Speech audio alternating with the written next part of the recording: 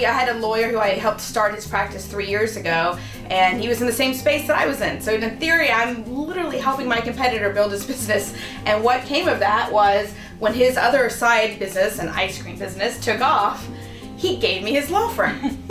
Just free and clear, here's my firm, which just goes to show that the myth of everyone being a competitor, it really is not true.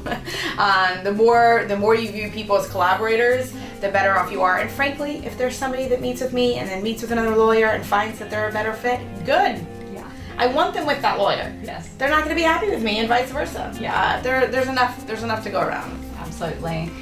Do you find this connotation of competition, well, let me just put it this way. I find, let me just plant this, right?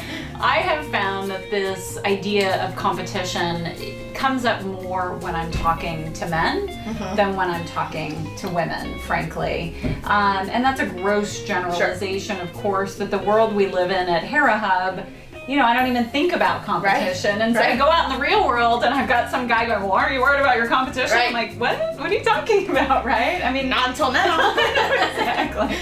But really this concept of, I'll just say it this way. I truly believe that women will change the way we do business as a whole, from a more competitive mindset to a more collaborative mindset. Right. Thoughts, opinions?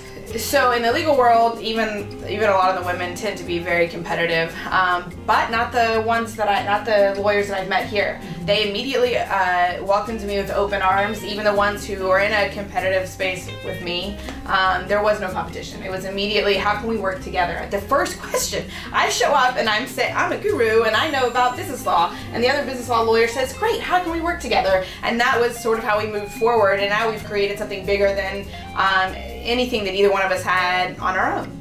And it's a win-win for both of us, because as it turned out, we had very collaborative styles, we had very similar ethics. So yeah, it never even came up. It never even came up in any conversation. It has come up in conversations I've had with other lawyers when I started my group in Los Angeles, which was mostly men. I think there were only 3 women and about 9 men in my, we called it the Lawyers Roundtable. And there was the question, would you let somebody else in that's in a same practice area? And I said, well, I let somebody in that's in mine, so yes. And letting that person in resulted in an abundance of referrals and whatnot to me, so it all ends up being a win-win at the end of the day. But I do think that women have the ability to, I've heard it said or described that women lead through relationship building instead of sort of authority. Personally, I'm probably a blend of the two. I have some more masculine leadership qualities just because of my practice. I'm a former and current litigator, and so the assertiveness and the competition, there's no way to obliterate that entirely, no matter how hard I try.